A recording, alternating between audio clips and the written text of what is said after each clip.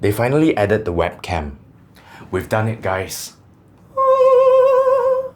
Today we are reviewing the Asus ROG Zephyrus G14 2022 edition, and for those of you who are familiar with the G14, you know that they have always used an AMD processor, a Ryzen 4000 series in 2020, 5000 series in 2021, and 6000 series this year. But ROG has also always paired this laptop with only NVIDIA GPUs. That is, until this year. This year we'll get Radeon GPUs, which makes me extremely curious. I mean, Linus did just call this gaming laptop of the year, but it's only been, what, halfway through the year? How can he know?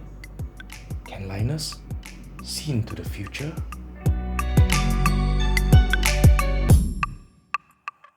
The ROG Zephyrus G14 is a smaller 14-inch gaming laptop that genuinely tries not to compromise in performance. Something that's actually very hard to achieve in a smaller device like this. It's either getting too hot, underpowered, or both. As a gaming and content creator that is getting old, wiser, and want to carry as little as possible in a smaller bag, this laptop has always been one of my favorite gaming laptops since it came out. Well, I didn't really touch the 2020 OG version, but last year we did show the Alan Walker special edition to Malaysian OG, Joe Flizzo. We even did a punboxing on it where I said that it was more underrated than the mangosteen. Check that out for some puntastic content. With this 2022 version of the Asus ROG Zephyrus G14, we're seeing a brand new price tag, but based on my past couple of weeks of using it, I've seen quite a few improvements on this year's model. Is this the year when ROG finally pushes the G14 into the hashtag cheap buy until your mother cannot recognize S Plus tier? Let's take a closer look. In Malaysia, the G14 comes in two versions. Again, fully team red, are both rocking the AMD Ryzen 7 6800HS with 8 cores and 16 threads and a max boost clock of 4.7 GHz. A very solid CPU for gaming and even productivity tasks. For 8,499 ringgit, you get the Radeon RX 6700S with 8GB of GDDR6 VRAM and also 16GB of RAM. For 1,500 ringgit more at 9,999 ringgit, you get the Radeon RX 6800S with also 8GB of GDDR6 VRAM and an updated 32GB of RAM. Now, last year, the highest GPU combo we could get was with the RTX 3060, so this is actually quite an upgrade. Both versions also come with 1TB of PCIe Gen 4 NVMe SSD out of the gate with the M.2 slot. To open up the laptop, all you need to do is remove 11 Phillip head screws, 3 of which are hidden under tiny rubber pads that require a tweezer or some sort of pin to get to. Then just pop up the cover and you get easy access to swap out that M.2 SSD as well as RAM. However, one thing to note is that if you're thinking about upgrading your RAM with the G14, there's a slight caveat. While it does support dual channel configuration and comes with either 8GB plus 8GB or 16GB plus 16GB of RAM, you can only swap out one RAM stick because the other one is soldered to the board. For instance, this review unit is the lower end model with 16GB of RAM. If you want to swap up the existing 8GB module to 16GB, you can go up to 24GB of RAM for this version. This might seem a little bit odd to you, but I think it might have been necessary based on their current design. The Zephyrus G14 weighs 1.72 kilograms or 3.79 pounds, which is pretty okay for a laptop like this. In terms of dimensions, it's 312mm wide, 227mm deep, and 19.5mm thick. The Zephyrus G14 is definitely a looker for sure. They have again refined the look of the laptop ever so slightly with a classy, less gaudy and understated gamer aesthetic. Here we have the Eclipse Grey version in a matte finish, as you can see, but it does come in a Moonlight White version if that's more your thing. On the bottom left corner of the cover, that Zephyrus badge has been updated to a dual chrome effect that is bluish and purplish for you to flex it a little harder. Of course, if you really want to flex, the G14 is back with that gimmicky but honestly pretty fun enemy matrix, this year brighter than ever. Plus, with the increased number of holes, you get smoother animations and graphics, especially when you're picking up girls in the cafe. Smooth criminal. Or you can just tell them that you make the best dad jokes, huh? Also, our Mobhouse logo looks hella sweet on this, don't you think? Next up, the build quality. Now, the Zephyrus G14 is a very premiumly built laptop with an all magnesium alloy, all metal chassis that is very sturdy. There is not much flex on the keyboard deck and a little bit of a flex on the screen, but not much actual wobble when you're gaming on it, which is great. One thing that really impressed me is actually the hinge, one of the best in the industry, because although it's very firm, it is also very smooth that you can even open it with just one hand, which is great. And it goes down 180 degrees, which is very excellent for people who like to game in weird places or watch movies like in your bed or stuff like that. So that's good to have. Overall, I think this is just great. For this year's Zephyrus G14, the display has also gotten quite an upgrade over the previous models. It comes with a new 14-inch 2560 by 1600 pixels IPS panel in a 16 by 10 aspect ratio. In terms of gaming, you get 120Hz of refresh rate and a response time of 3 milliseconds. I don't know if it's MPRT or gray to gray because they don't really say, but in my point of view, you should just test it for yourself.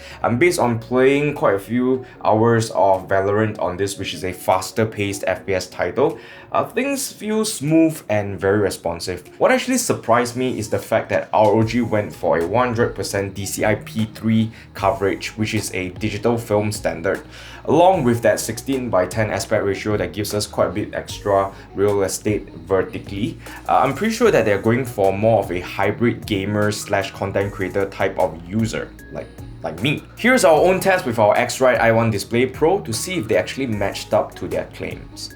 In terms of screen brightness, this laptop will allow you to go up to 500 nits, which is pretty great for most use cases where you might be gaming or maybe editing or watching videos. It also supports Dolby Vision HDR, which means that you can actually Netflix and chill in HDR. Overall, I'm very impressed with the screen. When it comes to the keyboard, I actually quite like typing on this laptop. Even though the layout looks a little congested, you still get the dedicated arrow keys, which are very important for some types of games. Also, the keys themselves have a satisfying amount of travel, and they do sound quite silent and subtle as well, so that's great. And for those of you guys who like RGB, there's even an Aura Sync capable keyboard option available this year, which means that you can sync it up to all your other ROG gear. Why, that only can flex ma.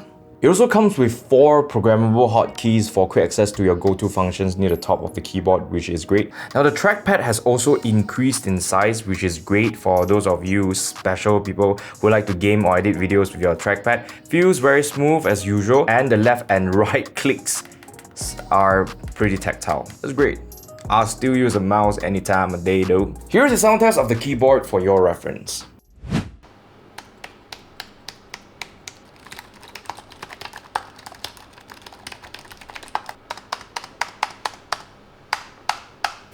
Now, the G14 finally has a 720p webcam in case you want to stream with your laptop while you game.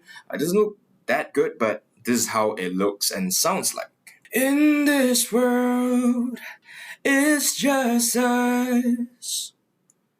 You know it's not the same as it was. In this world, it's just us. Now let's talk about the audio. They have reconfigured the speaker configuration in this year's G14 with upward firing tweeters here and downward firing woofers, as you can see there. Sound signature wise is leaning towards being balanced with a pretty forward mids and also treble that is very clear, but the bass definitely lacks punch and extension. It's still more balanced though because it's not bright either.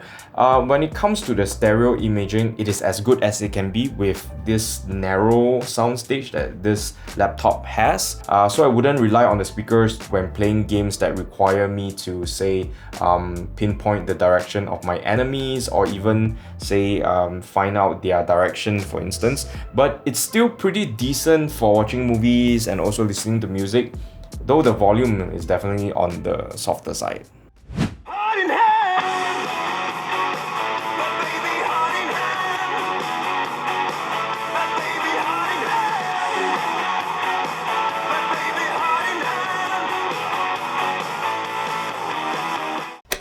Here are all the ports on this laptop. All the USB ports are USB 3.2 Gen 2, so it doesn't matter which one you use.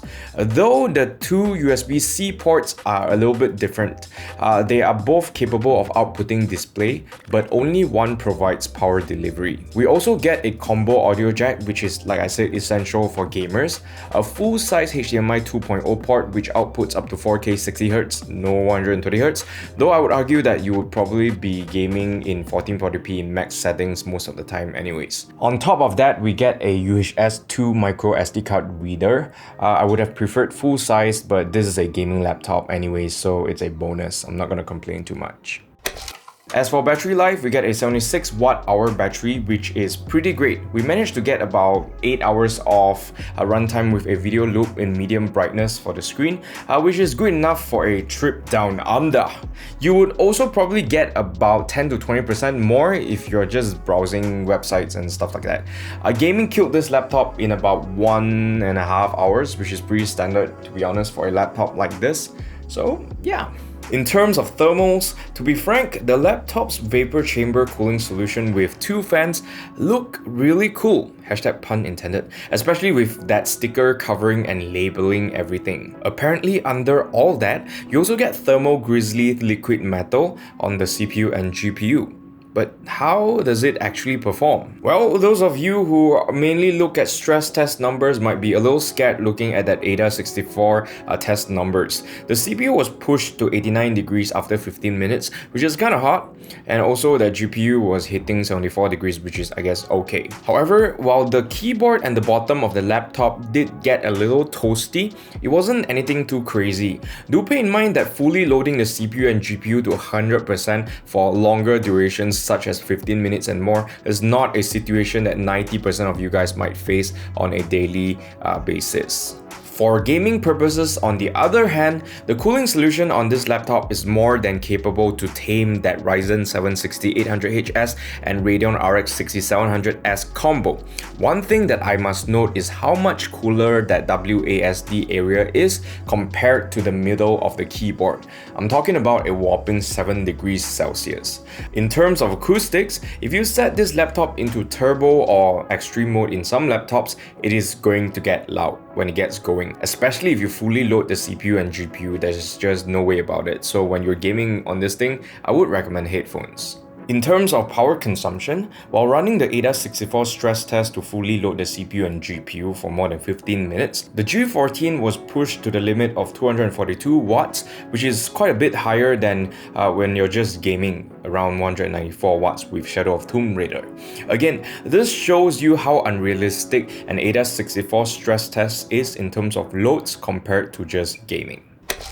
In the box, you get a pretty stylish and awesome looking sleeve and the ROG Chakram Core Mouse P511. Well, I do also appreciate that ROG gave us 2 different power adapters, one for USB-C and one for DC. Honestly, the DC is probably just gonna sit at home while I take the USB-C charger out because it's, well, half the size. Also, this one can charge the Zephyrus G14 from 0 to 50% in approximately 30 minutes, or you need about 1.7 hours or less than 2 hours to charge it to full. Very handy for a quick top out. To see if this laptop can give us uncompromised gaming performance, I tested all of our games in max settings. For me, as a graphics ho-ho-ho, it is a must. Though you can definitely lower your settings to medium if you want to chase more FPS. As you can see in Shadow of Tomb Raider, that Ryzen 7 6800HS and Radeon RX 6700S combo is proving to be quite capable even at that native 1600p resolution in max settings. That G14 G14 also did really well in Horizon Zero Dawn, hitting almost 60 FPS in Ultra. As for Death Stranding, for some reason we couldn't game at 16:10 aspect ratio, but the game still managed to hit 80 FPS at 1440p. Moving on to a newer title, Elden Ring. I'm happy to report that you can definitely enjoy dying over and over again with no issues. Cyberpunk 2077 is like a giant B word to run on desktops, and the G14 can be seen struggling a little in the max resolution 1600p and also in the higher settings. The same can be said about Dying Light 2, which is also pretty hard to run due to perhaps that open world. For those of you who are interested, this laptop will definitely slay demons in Doom Eternal. FPS games will be no issues, even in Ultra Nightmare, hitting 109 FPS, and Valorant, I don't need to say lah. In this year, 2022's G14 laptop though, you also get that smart access memory because of that AMD CPU plus GPU combo. Basically, just flip that on in the AMD software. Also, if your game supports Fidelity FX Super Resolution like Cyberpunk 2077 or Dying Light 2, you can even bump up your FPS even more. Now, Cyberpunk 2077 with SAM plus FSR gives us 29 more FPS in 1080p, which is a huge jump. It is now even playable in that native 1600p.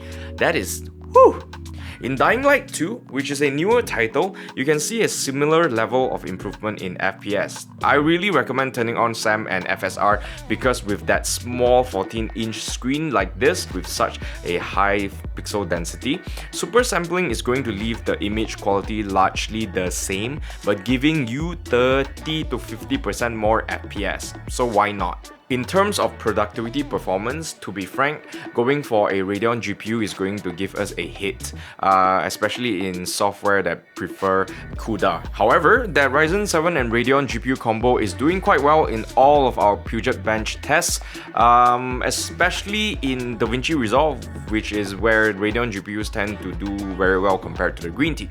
In terms of 3D rendering with CPU, the G14 also does great in V-Ray, as well as Blender and everybody's favorite Cinebench. In case you're interested, here are the TimeSpy and Firestrike scores of the Zephyrus G14 2022 edition. To recap, here are the pros, mehs, and cons of the ROG Zephyrus G14 2022 edition.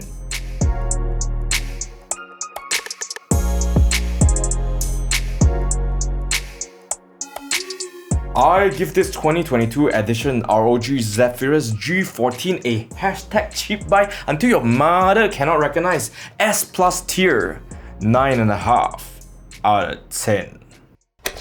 Outside of nitpicking the webcam, maybe the speakers, there's nothing that I dislike about this laptop, which is kind of rare. In fact, being able to actually give us this level of performance, not only in gaming but also productivity in this tiny 14-inch package that not only looks amazing but also feels very premium, rivaling the Fruit brand, under 10,000 ringgit. ROG has definitely brought the G14 into the S plus tier in my book. If you guys play Arknights and other gacha games, you know what I'm talking about. Now, of course, there's the issue with it getting a little toasty when I stress tested it by fully loading the CPU and GPU. But honestly, that is not a very realistic load to be honest. In most cases, like if you're rendering video, sometimes you'll just run CPU then GPU, usually won't load both at the same time. The thermal solution here actually does very well with the laptop being used for what ROG intended it to,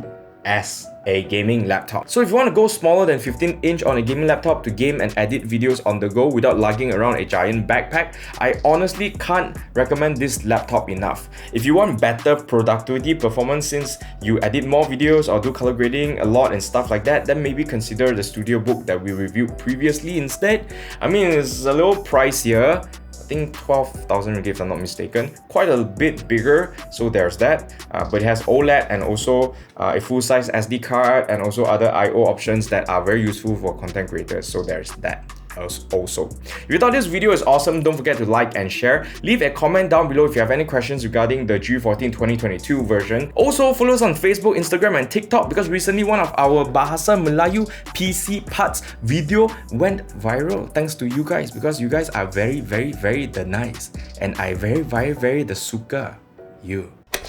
In today's comment session, we have the professional colorist spills industry secrets featuring my brother from another mother, Setio. First comment from the wonderful world of you must be very good too. Is from Muhammad Akmal Shah Norazli. Says, wah, Setio. Wah, Akmal. Jack Y Tech says that thank you for inviting Abang Setio for sharing knowledge on DI. Looking forward to color grading tutorial series. Oh brother, you so start to play color grading and I thought you still in architecture. You came out from architecture to enter the wonderful world of content creator, is it? Why rhymes? X489. Wow, so interesting. Interesting video. Would be nice if Abang Setio could share some more tips on content creator and also color grading, how to up their color grading game. Very simple. He say my color grading okay. So if you're a content creator, look at my color grading and then you also be okay. Now let me give you some Facebook. Firstly, Celebs Viking says, Pro always talk humble, respect. Yes bro, I respect you too. And finally, we have Chung Kai that says, I grade pink 10 out of 10. He grade pink 10 out of 10. He grading Blackpink.